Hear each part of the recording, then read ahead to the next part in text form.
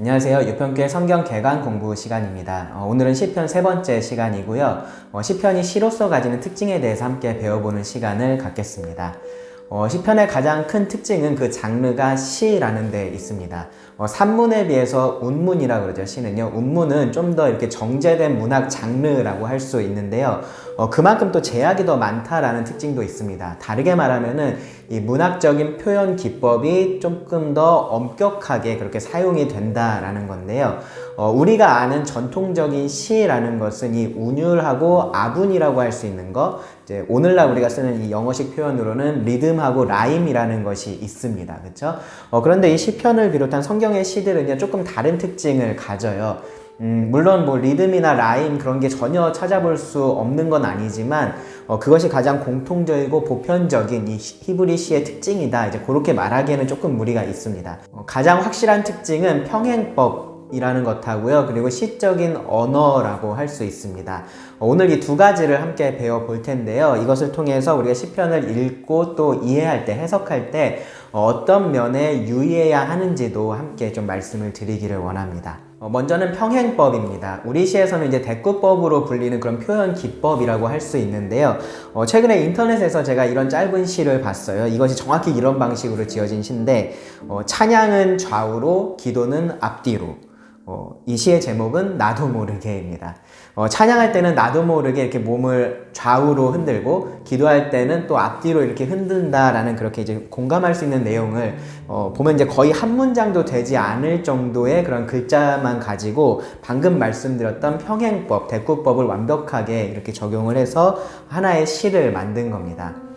이처럼 이 평행법이라는 것은요, 기본적으로 이 짧은 문장 형태가 두 번 혹은 그 이상으로 이렇게 반복이 되는 거예요. 근데 의미상으로 같은 것이 그렇게 반복이 될 때도 있고, 뭐 서로 다른 것이 이렇게 대조될 때도 있고, 방금 전에 말씀드렸던 것은 대조되는 거였죠. 그렇게 대조되는 것도 있고, 뭐 문답 형식도 있고요. 뭐 앞에 말했던 진술의 이유를 뒤에서 설명을 하거나 하는 여러 가지 형태가 있습니다. 어쨌든 기본적으로는 이 짧은 문장 형태가 비슷하게, 유사하게 그렇게 반복이 된다라는 거죠.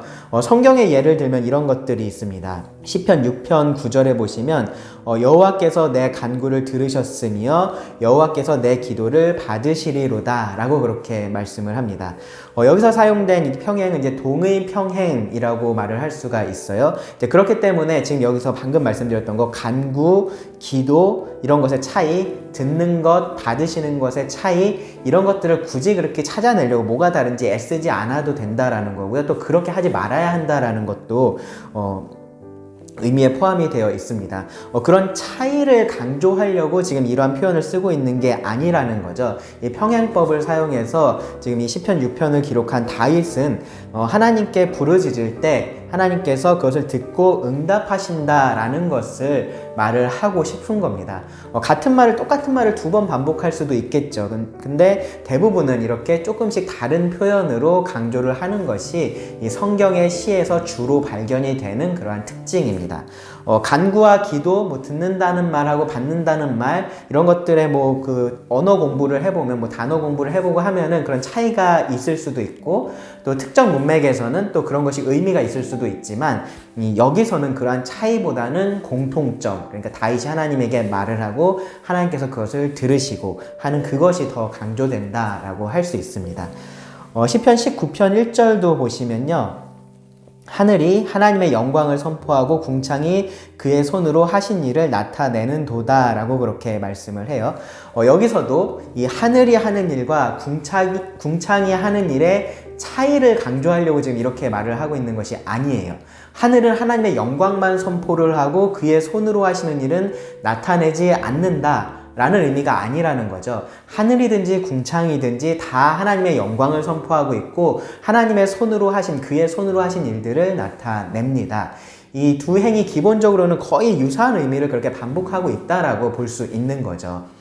제가 거의 유사하다라고 지금 말씀을 드렸는데요. 왜 그러냐면은 이 하나님의 영광하고 그의 손으로 하신 일은 약간의 차이가 있기는 있어요. 그러니까 하나님의 영광이라는 것은 하나님의 속성을 의미를 하고 그의 손으로 하시는 일은 하나님의 역사를 의미를 합니다. 그러니까 하나님이 어떤 분이신지와 그 하나님이 어떤 일을 하시는지의 차이인 거죠. 그래서 이 둘을 사실 종합하면은 그냥 하나님을 이라고도 말을 할 수 있겠죠. 그러니까 이것이 만약에 시로서 기록된 것이 아니었다면 뭐 이런 식으로 표현이 가능했을 겁니다.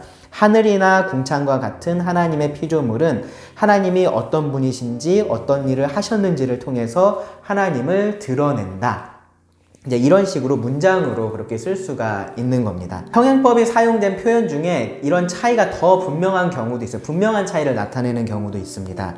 시편 96편 1절을 보시면은 새 노래로 여호와께 노래하라 온 땅이여 여호와께 노래할지어다 라고 그렇게 표현을 했어요. 그러니까 여기서는 보면은 이제 여호와께 노래하라라는 이 명령이 동일하게 반복이 된다라는 게 눈에 딱 들어오실 겁니다. 그러니까 여호와께 노래하라라는 이 명령이 핵심 주제인 거예요. 그리고 그 주제의 첫 번째 행에서는 새 노래로 라는 말을 해서 어떻게 노래를 해야 하는지를 말을 하고 있는 거고요. 두 번째 행에서는 온 땅이여 라고 해서 누가 노래를 해야 하는지를 말을 하는 겁니다.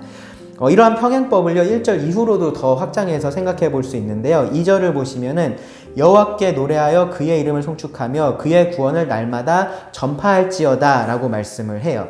여기 2절의 1행에서는 여호와께 노래하라라는 명령이 또다시 반복이 되죠. 그러면서 이제 그의 이름을 송축하라라는 조금 다른 표현을 또 여기서 사용을 해요. 역시 핵심은 이 여호와께 노래하는 것이다 라는 것이 여기서 드러나는데, 근데 여기서는 그 노래의 내용이 그의 이름으로 조금 더 구체화되었다라고 그렇게 할 수 있고요.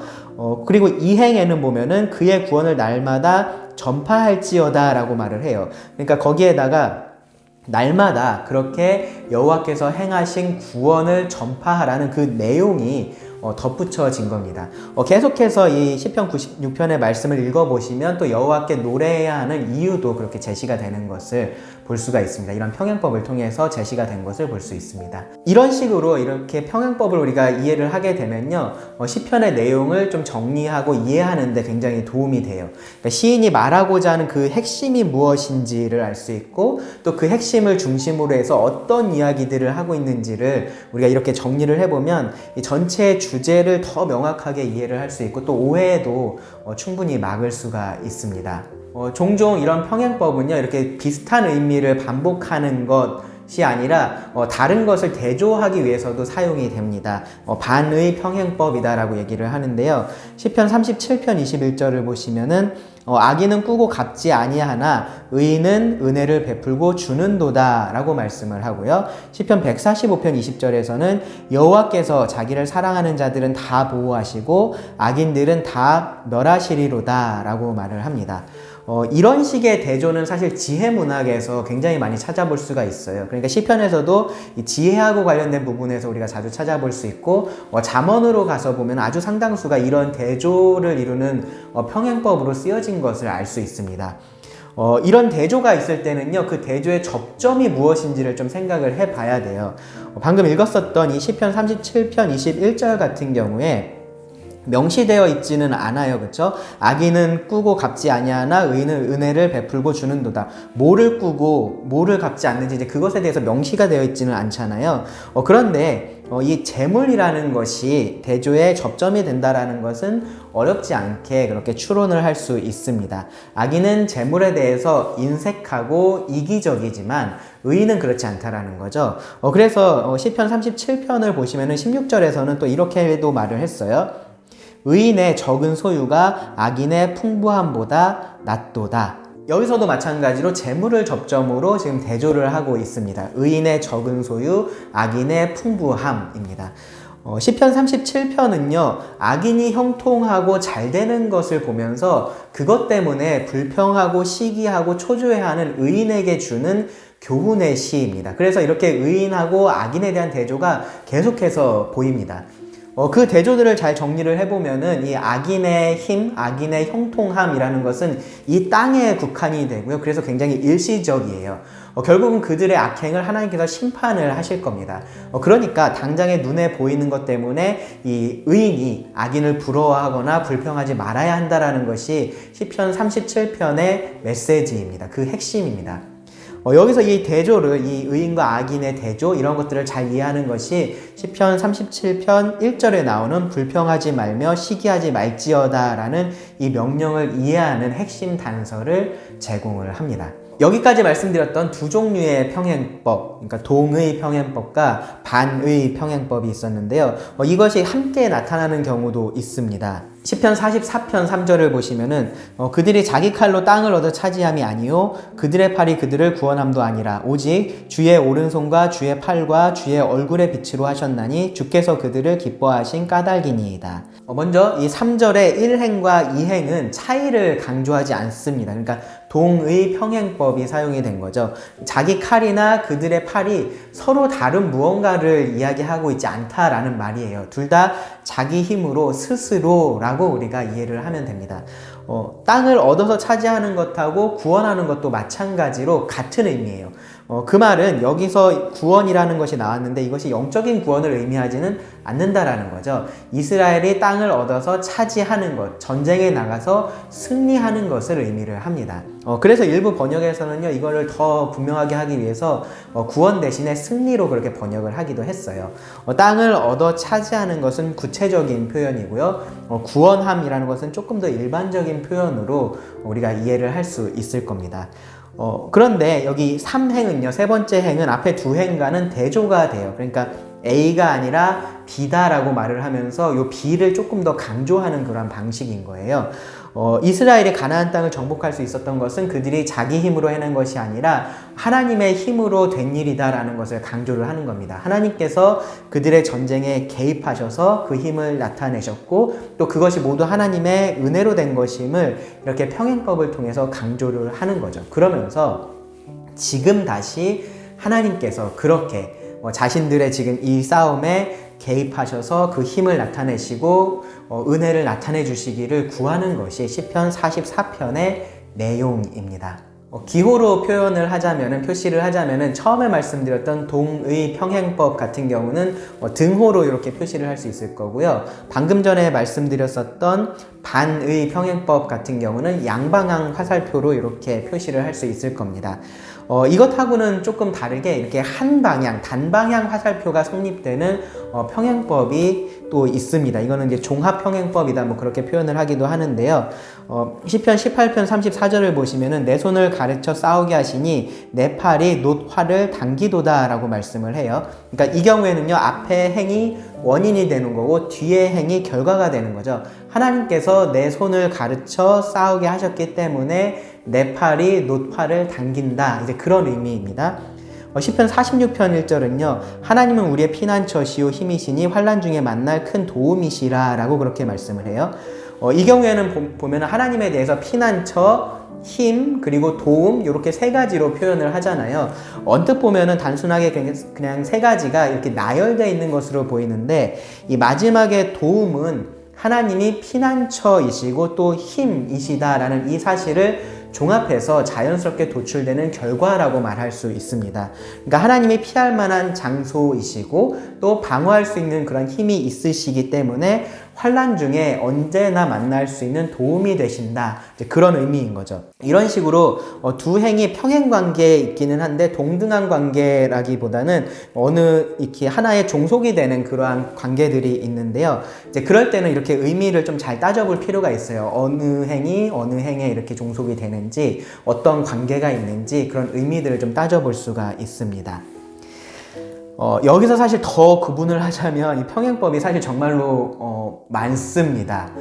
그런데 뭐 그것들을 다 구분을 해서 시편을 읽으면서 여기서는 무슨 평행법이 사용됐지 하면서 이렇게 구분을 하면서 읽는 게 그렇게 크게 의미가 있지는 않을 것 같습니다. 다만 이제 제가 지금 말씀드렸던 것처럼 이렇게 등호 관계가 성립하는 경우, 양방향 화살표가 성립하는 경우, 한방향 화살표가 성립하는 경우, 이제 그러한 경우들이 있다라는 것을 좀 알아두시면 좋을 것 같아요. 대개는 이렇게 평행법이 사용이 돼서 한 절이 두 행으로 그렇게 나눠져요. 뭐 세 행으로 그렇게 나눠지는 경우들도 있고요. 그럴 때 이제 그 행들이 어떤 관계에 있는지를 좀 이렇게 생각해 보시면 좋습니다. 평행법은 조금 더 넓은 범위에서 나타나기도 합니다. 절과 절 사이에서 나타나기도 하고요. 뭐 연과 연 사이에서 그런 평행 구조가 발견되기도 합니다. 뭐 이런 것들도 여러분들이 성경을 읽으시다가 눈에 띄면 이렇게 표시를 해두시면은 이게 이해하는데 또 이렇게 도움이 될 겁니다. 그러면 뭐 이런 생각이 들 수 있어요. 하나님은 굳이 왜 이런 시의 형태를 사용하셔서 말씀을 기록하게 하셨을까? 저는 두 가지 정도를 이유로 말씀을 드리고 싶은데요. 첫 번째로 생각할 수 있는 것은요, 이렇게 시로 기록을 했을 때 기억하기가 훨씬 좋다라는 겁니다. 그러니까 하늘이 하나님의 영광을 선포하고 궁창이 그의 손으로 하신 일을 나타내는도다 라는 이 말을 기억하는 것하고, 하늘이나 궁창과 같은 하나님의 피조물은 하나님의 어떤 분이신지 어떤 일을 하셨는지를 통해서 하나님을 드러냅니다. 이것을 기억하는 것하고는 분명히 차이가 있어요. 그러니까 물론 의미상으로 차이가 있다라는 말씀을 드리는 게 아니라 더 기억에 남는 것을 말씀을 드리는 거예요. 그러니까 우리 기억에 더 남는 것, 더 강렬하게 다가오는 거는 뭐냐면은 짧고 간결하면서 이렇게 일정한 형식을 띈 시의 형식이다라는 거죠. 제가 시작하면서 말씀드렸었던 이 기도와 찬양에 대한 아주 짧은 시, 여러분 기억나시나요? 찬양은 좌우로, 기도는 앞뒤로입니다. 만약에 이것을요, 우리가 찬양할 때는 몸을 좌우로 흔드는 경향이 있고요, 기도의 경우에는 주로 앞뒤로 많이 흔듭니다. 이런 식으로 만약에 서술을 했다면 생각해보고서 그렇구나, 뭐 그렇게 동의는 할 수 있겠지만 별로 재미도 없고 뭐 감흥도 적을 거예요. 그러니까 그 말은 무슨 말이냐면은 기억에서 쉽게 사라진다라는 거죠. 제가 이 내용을 어떤 기사문에서 봤다면 아마 그랬을 겁니다. 그런데 그것을 이제 시의 형식으로 완벽한 평행을 이루고 있는 그러한 모습으로 딱 보니까 기억하기도 쉽고 또 함께 이렇게 재창도 가능한 거죠. 찬양은 좌우로, 기도는 앞뒤로, 이런 식으로 함께 이야기할 수도 있는 겁니다. 성경의 시는요, 이런 특징이 있기 때문에 더 기억하기가 좋고 또 공동체가 함께 그것을 낭송하면서 묵상하는데도 분명히 도움이 되었을 거고요. 지금도 사실은 그것이 도움이 됩니다. 두 번째로요, 이런 시의 특징은요, 언어를 뛰어넘을 수 있다라는 그런 장점이 있어요. 이거 굉장히 큰 장점인데, 언어라는 것은요, 언어마다 가지고 있는 특징이라는 것이 있습니다. 이 문학작품은 특별히 그런 언어의 특징을 잘 활용을 해야 이 뛰어난 문학작품이 되는 거잖아요. 시는 특히나 더 그래요. 그래서 이 문학작품을 번역하는 것은 꽤나 어려운 일이고, 시를 번역하는 건 정말로 어려운 일들입니다.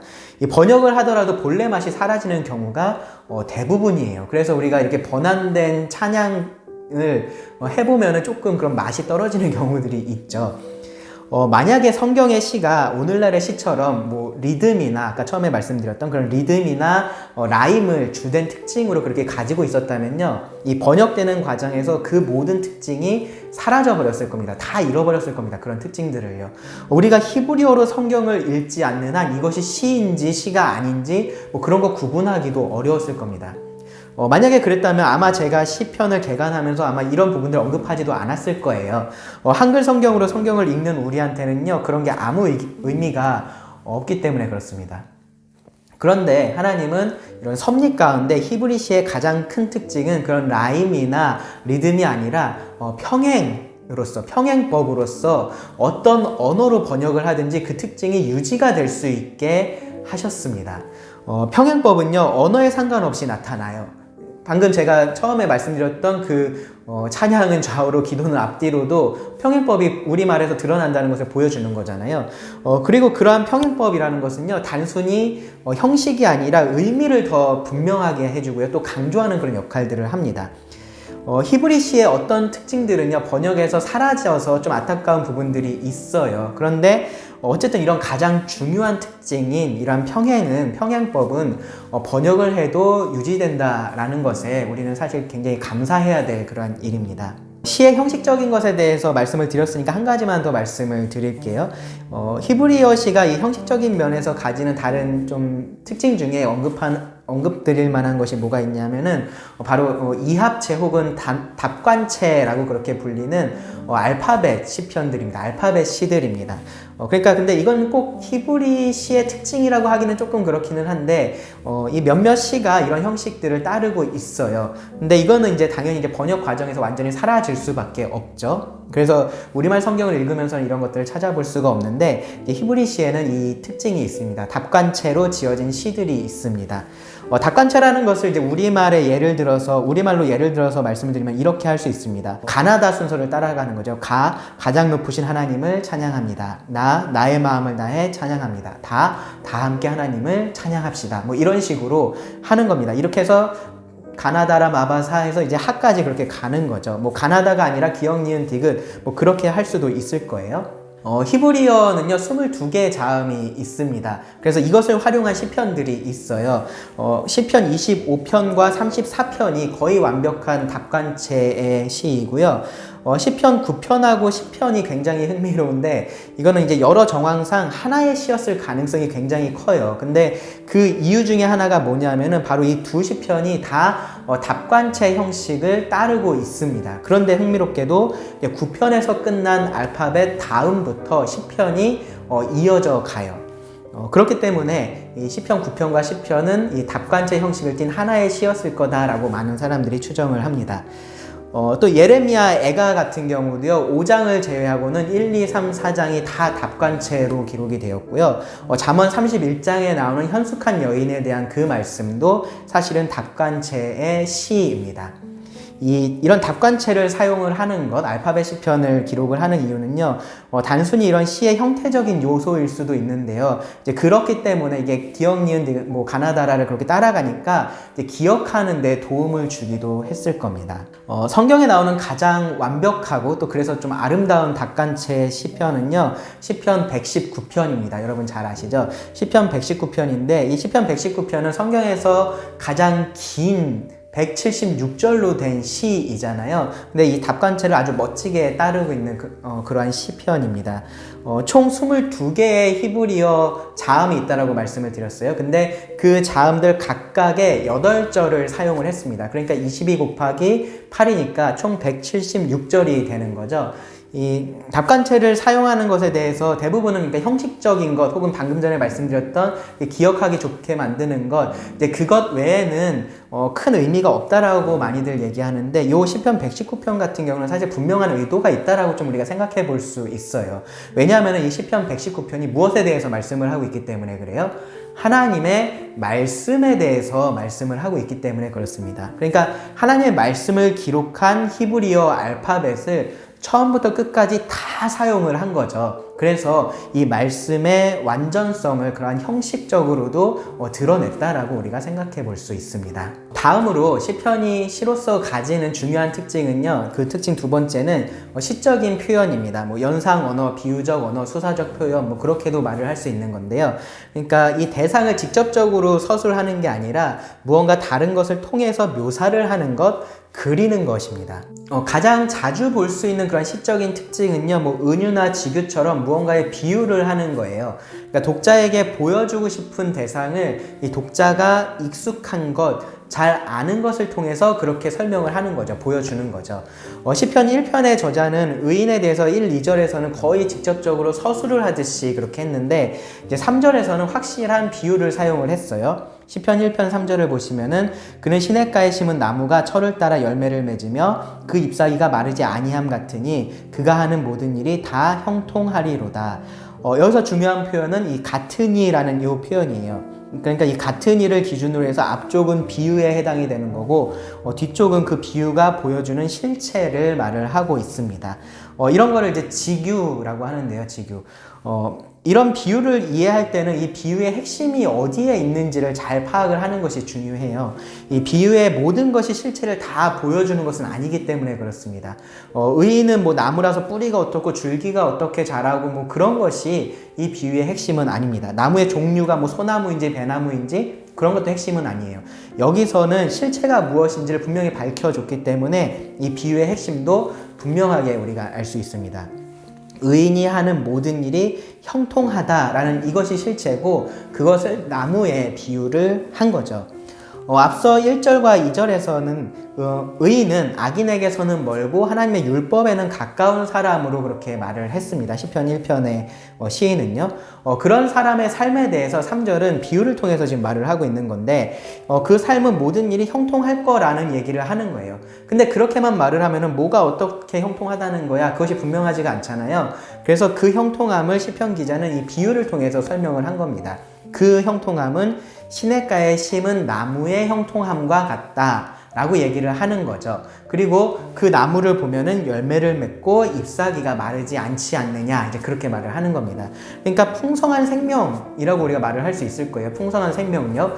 겨울에 나무들이 이제 살아남기 위해서 열매도 떨어뜨리고 잎사귀를 떨어뜨리고 하는 그런 모습하고는 상반되는 거죠. 그것은 생존을 위해서 그렇게 하는 거고, 그런데 여기 시냇가의 나무는요, 그렇게 겨우겨우 생존만 하고 있는, 생명만 유지하고 있는 그런 게 아니라 정말로 풍성하게 그 생명을 누리고 있는 모습인 거죠. 열매도 맺고 잎도 마르지 않고 하는 것이.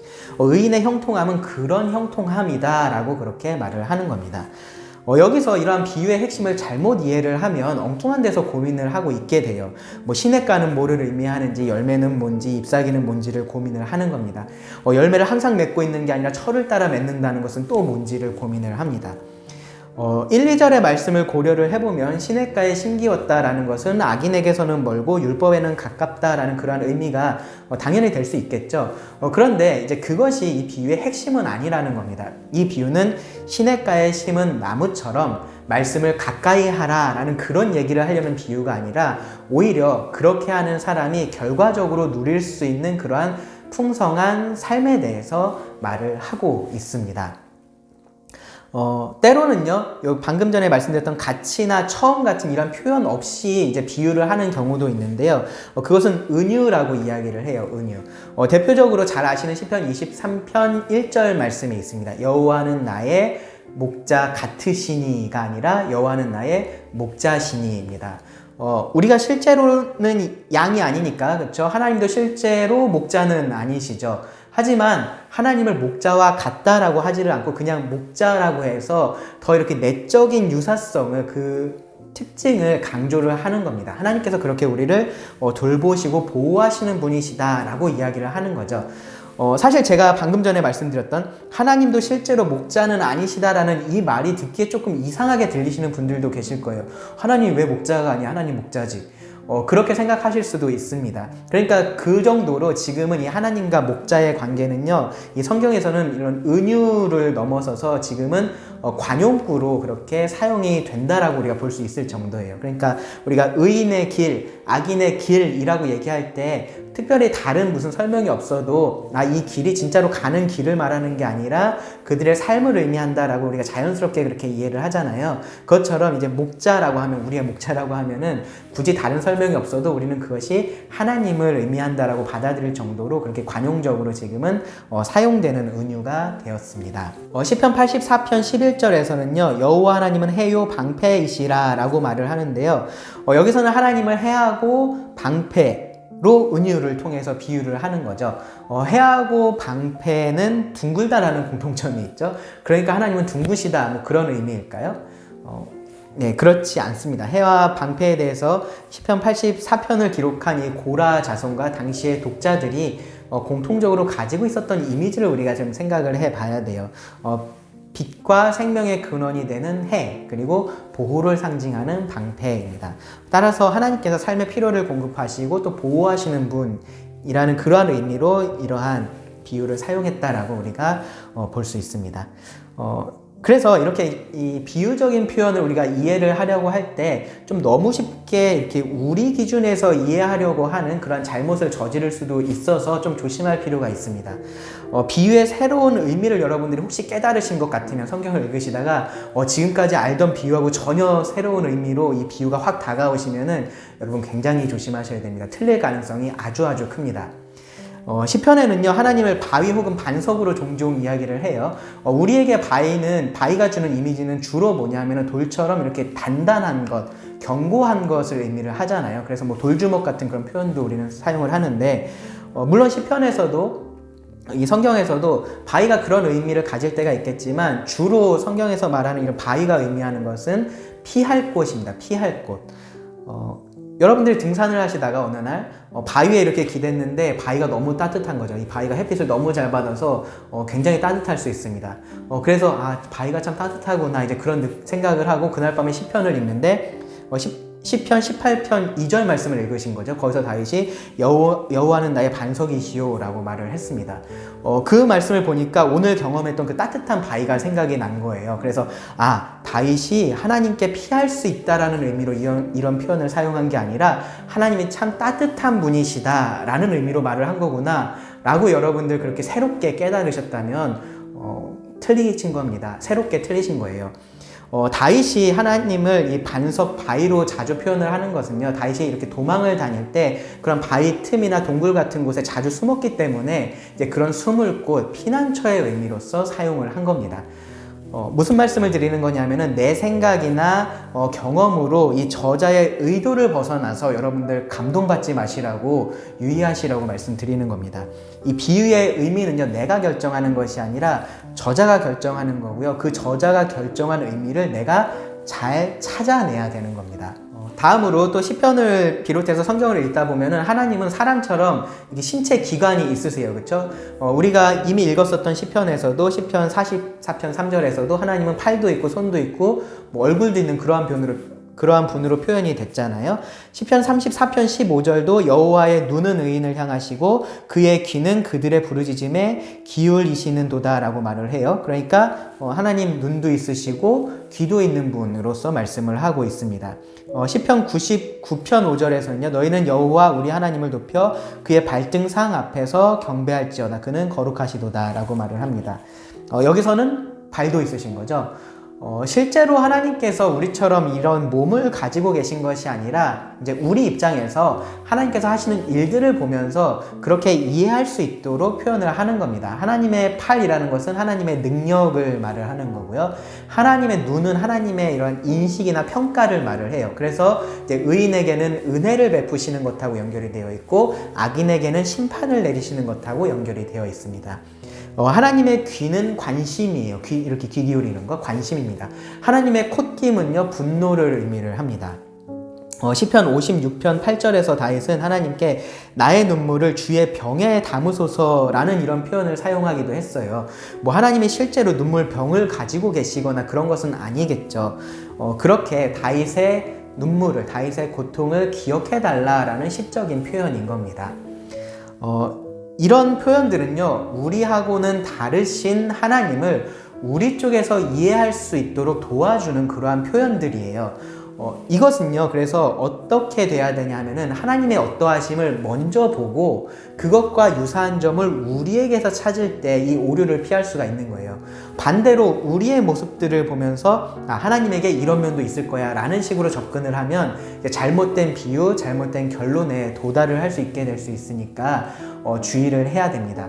여러분들 고대 신화 속에 나오는 그러한 신들을 한번 생각해 보시기 바랍니다. 그 신들이 아주 많이 나오는데 보면은 공통적으로 다들 인간적이에요. 아주 인간적입니다. 왜냐하면은 인간들이 만들어 놓은 신이기 때문에 그렇습니다. 그래서 심지어 인간의 죄성들도 이 신들이 그대로 다 가지고 있어요. 맨날 분노하고 화내고 막 자기 멋대로 하고 뭐 거짓말하고 뭐 그런 것들 그대로 다 합니다. 인간 사회에서 볼 수 있는 그 일들이 이 신들의 사회에서도 그대로 다 있어요. 뭐만 다르냐 하면은 능력만 뛰어나요. 그러니까 뭐냐면은 이 인간들의 환상이 거기에 투영되었다라고 볼 수 있는 거죠. 이 환상이 투영된 대상들이 이 고대 신화 속에 나오는 신들입니다. 이 성경의 하나님에게 인간에게 사용되는 그러한 표현들이 사용됐다고 해서 하나님도 이렇게 인간적인 분으로 우리가 이해하려고 해서는 안 됩니다. 하나님은 스스로를 낮추셔서 우리를 찾아오시는 분이세요. 그런데 그렇다고 해서 우리가 그 하나님을 우리처럼 끌어내려서는 안 된다라는 겁니다. 방금 말씀드린 하나님에 대한 이러한 표현들, 인간과 같은 표현들, 신인 동형론이라고 말을 하는데 그러한 표현은 하나님을 인간으로 이렇게 끌어내리는 것이 아니에요. 그래서 그 의미하는 바를 벗어나지 않도록 주의를 해야 됩니다. 사실 때로는요, 이 시편을 읽어보면은 하나님을 인간이 아니라 동물로 비유하기도 해요. 대표적인 것이 이런 거죠. 36편 7절에 하나님이여 주의 인자하심이 어찌 그리 보배로우신지요 사람들이 주의 날개 그늘 아래 피하나이다. 하나님께 새처럼 그렇게 날개가 있나요? 그렇지 않죠. 다만 어미새가 그렇게 아기새를 보호하고 돌보는 모습에서 하나님께서 인자하심으로 자기 백성을 그렇게 돌보시는 모습을 표현을 한 것뿐입니다. 하나님을 인간처럼 묘사하든지 새처럼 묘사하든지 그 자체가 하나님을 모욕하거나 그런 것은 아닙니다. 왜냐하면 피조물들은 하나님의 영광을 드러내기 위해 그렇게 창조가 되었고요. 그래서 이 하나님의 영원하신 능력과 신성이 피조물에 분명히 보여서 알려진다라고 로마서 1장 20절에서 사도 바울이 말을 하고 있잖아요. 그러니까 이 피조물을 통해서 하나님의 어떠하심을 묘사하고 하는 것들은 사실 아무 문제가 없습니다. 시라는 것은요, 그것을 이렇게 극대화해서 우리가 하나님이 어떠한 분이신지를 우리 입장에서 더 잘 이해할 수 있도록 그렇게 도와주는 거죠. 다만 우리가 그런 것들을 우리가 이해할 때 그 비유의 목적이나 핵심을 벗어나지 않도록 유의해야 한다라는 겁니다. 자, 그러면은 결론을 말씀드리겠습니다. 이거 외에도요, 사실 시편에 사용된 시적인 표현들, 비유법들, 그런 것들 굉장히 많이 있습니다. 그런 것들 다 다룰 수는 없지만 여러분 꼭 기억하셔야 될 것은 비유는 비유로서 바르게 이해하려는 노력이 필요하다라는 겁니다. 서신서를 읽으면 내용을 파악하는 것이 훨씬 쉽죠. 그러니까 비유적인 표현보다는 직접적인 표현들이 훨씬 많고 감정적이기보다는 논리적인 것들이 더 많이 있어서 그래요. 그런데 처음에 말씀드렸었던 것처럼 시는요, 때로는 우리가 표현할 수 없는 그 무언가를 표현할 수 있게 해줘요. 핵심을 더 잘 그렇게 기억할 수 있게 돕습니다. 우리를 마음으로 이렇게 공감할 수 있게 해주고, 그래서 삶을 움직이는 힘이 시에는 있습니다. 그래서 시가 중요한 거예요. 그런데 그런 시를 우리가 오해하면 우리는 엉뚱한 곳을 향해서 열정적으로 살아갈 수가 있는 그런 위험이 있습니다. 그래서 그렇게 하지 않으려면 이 시편이 시로서 가지는 이러한 특징들을 잘 이해하는 것이 필요합니다. 그래야지 올바른 동력을 얻고 그리고 올바르게 살아갈 수가 있습니다. 오늘 강의를 정리하자면 딱 두 가지예요. 시편 안에 있는 평행기법을 우리가 주목해 보면은 그 전체적인 핵심 메시지를 잘 이해할 수 있다, 이해하는 데 도움이 된다라는 것 하나 하고요. 그리고 비유적인 표현을 만나면 저자가 말하려는 그 비유의 핵심이 무엇인지에 집중해야 한다라는 겁니다. 그리고 추가적으로 이런 시들을 주셔서 더 하나님을 가까이 알게 하시는 하나님께 여러분들이 이 시편을 읽으실 때 감사하실 수 있기를 바랍니다. 자, 그러면 오늘 강의는 여기까지입니다. 감사합니다.